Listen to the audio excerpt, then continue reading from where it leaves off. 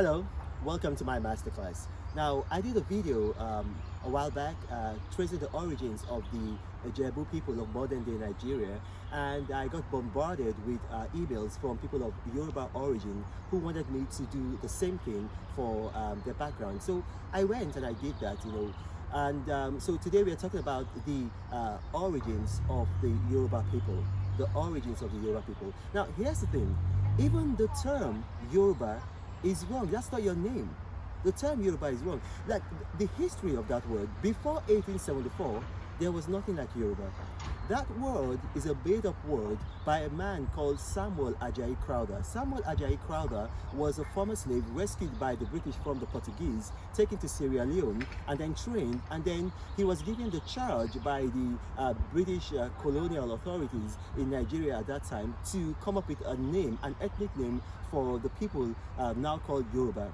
And so what he did, because when you have to understand, during that time in the late 19th century, what you had was that you didn't have Europeans coming into Africa to enslave black folks. No, what you did is that you had Arabs, and then they had their allies, mostly the Fulani.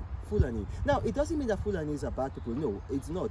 This is a historical account. Now, the Fulanis will come and then raid people all over modern day West Africa, and then they take them to the coast with the Arabs and then sell them. Now, so they had a name for the people in the southeast. They call them Yar Miri. Now, the mistake a lot of Igbo people think is that that word just came about during the Civil War. No, that word is from back in the slavery days. And then they had a word for the Yoruba people, which they called Yar Iba. Yar Iba. Now, it's that word that was bastardized by Samuel Ajayi Crowther to be Yoruba. So that's just it. Now, I know the meaning of Yar Iba. I'm not going to say it here. It's very offensive, but you have to understand that's how the Fulani did. For instance, Nigeria had a president called Yar Adua. Yar Adua just means people of prayer. Adua is the Arabic word for prayer. Yar Adua. So that's how they name people. So that's the origin of the name.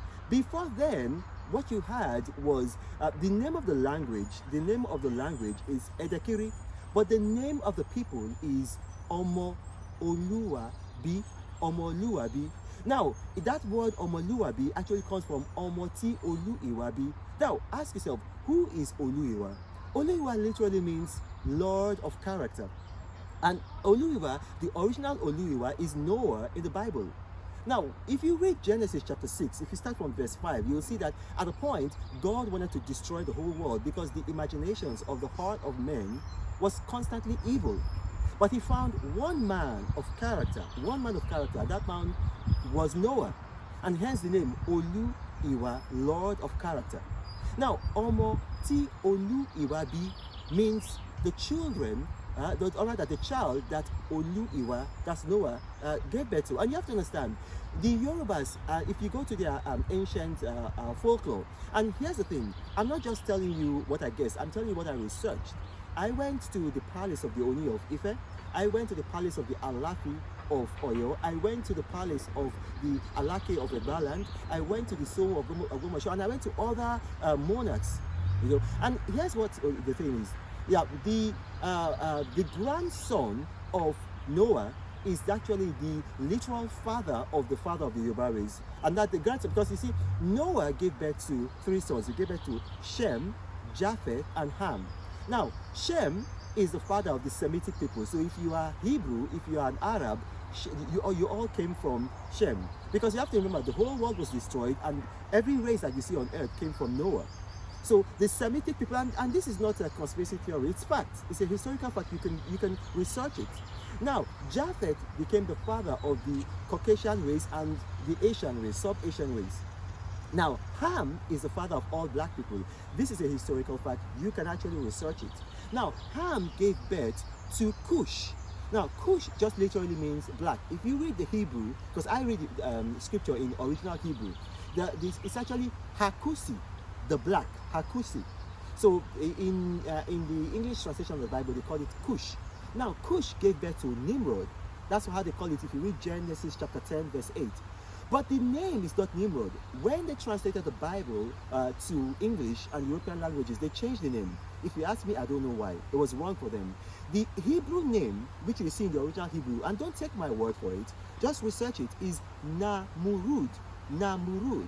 Now that Namurud is the same person as La Murudu, who the Yorubas say is the father of Odua, and it's an actual fact.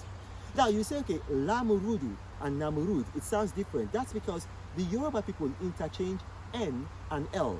So if you're Yoruba and your name is Limota, sometimes they call you Nimota. Or they can say Kini Owi or Kinowi. So they interchange N and L.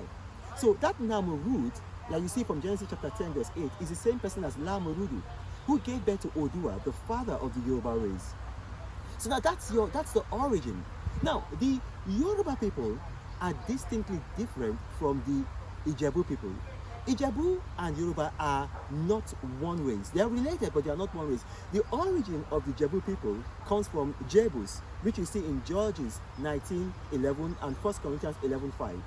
Now going further, when Samuel Ajayi Crowther came up with that name, Yoruba, now the identity of all the Yoruba peoples now started to merge into that name. They came to Lagos, and then a patois was formed with all the mishmash of their language, and that's why you have the Yoruba language. But here's the thing, the Yorubas themselves used to be like the 12 tribes of Israel. So there was, first of all, there's nothing like Yoruba. It was, the language is Edakiri, and the people are Omoluabi. So like they had 12 tribes. So you had like the Egba, you had like the Ekiti, you had Owu, you had Awori, just like that. So that's the origin of the Yoruba races. Now, everything I've said to you, you can trace it down to scripture, and you can also connect it to Yoruba folklore. I encourage you, be like the Acts 17:11 Berean Christians. Search scripture, investigate what I've said. Don't dismiss it, don't accept it. Research what I've said. My name is Omoluabi. This is my masterclass, and if you have questions from what you've just heard, you can send me an email, info@renomoluabi.org. Talk to you guys later.